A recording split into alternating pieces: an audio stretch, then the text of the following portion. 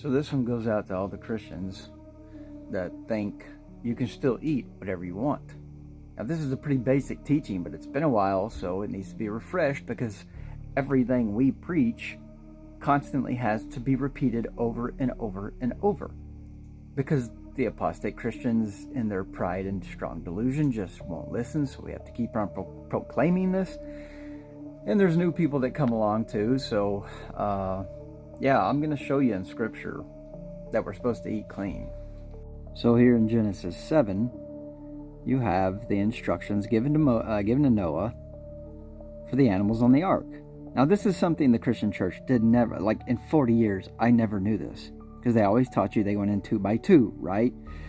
But this is different.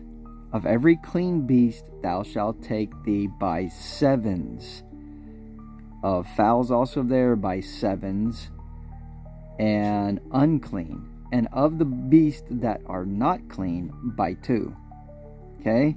So you got 7 of every clean animal. 2 of every unclean animal. So here it clearly shows there was a difference. Why did he bring 7 of every clean and 2 of every unclean? Well, he had to have food to eat. He had to have food for sacrifices, for offerings.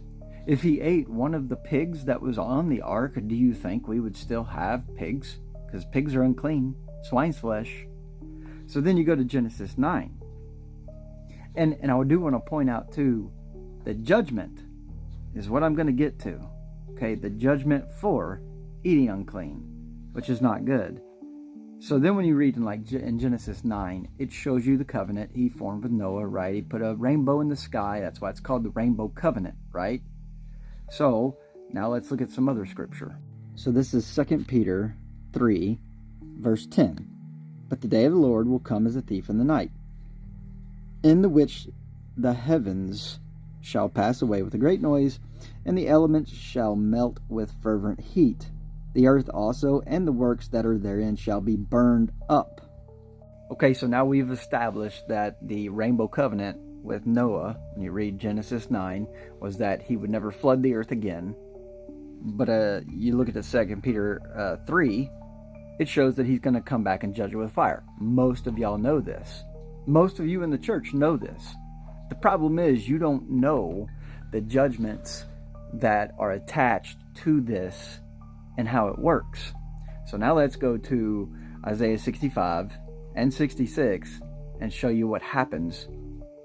It's a future prophecy of what happens to those who eat unclean swine's flesh, the broth of abominations, like pretty much any unclean food. So this is Isaiah 65. A people that provoke me to anger continually to my face, that sacrifice in the gardens and burn incense, that means pray, upon altars of brick, right? This is like your churches, right? Which remain among the graves and lodged in the monuments, which eat swine's flesh, and the broth of abominable things is in their vessels, which say, stand by thyself, and come not near to me, for I am holier than thou. These are a smoke in my nose, a fire that burneth all day. Behold, it is written before me, I will not keep silence, but will recompense, even recompense into their bosom. Okay, so now we've established that those who stand by yourself, come not near to me, I'm holier than thou, right? This is the Christian church. This is you in the churches. And he's showing you he's going to recompense those who eat swine's flesh behind a tree, Christmas tree. He's going to recompense it to your bosom. So now we're going to go to Isaiah 66 and show you this. So this is Isaiah 66, verse 15 through 17. For behold, the Lord will come with fire, and with his chariots like a whirlwind, to render his anger with fury and his rebuke with flames of fire. This is talking about the 144,000. Pay attention to words like chariots, whirlwind. These are like idiomatic words that you can cross-reference with other scriptures. For by fire and by his sword, another idiom for the 144, will the Lord plead with all flesh, and the slain of the Lord shall be many. Okay, so he's going to plead with all flesh, and there's going to be a whole bunch of people die. So then verse 17 explains who it is. They, who this is, they that sanctify themselves and purify themselves in the garden behind one tree in the midst, eating swine's flesh, and the abomination and the mouse shall be consumed together. So, this is a future prophecy that has not happened yet. And no Christian knows this verse, I guarantee you. So, you have a future prophecy of the Father coming back and recompensing everybody to their bosom with fire and the sword, those who fill themselves with swine's flesh and the broth of abominations. So anybody who eats unclean is going to get consumed by fire in the tribulation. And the tribulation is right around the corner. And I already know the verses that you Christians love to use and twist, like I think it's Matthew 7 that talks about it's not what goes out, or no, maybe it's Matthew 15, that it's not what goes into the mouth of defiles a man, but it's what comes out of it. He's talking about your heart, man.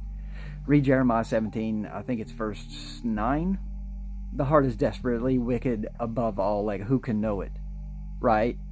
Jesus knows my heart. Yes, he does. And it's wicked above all, who can know it.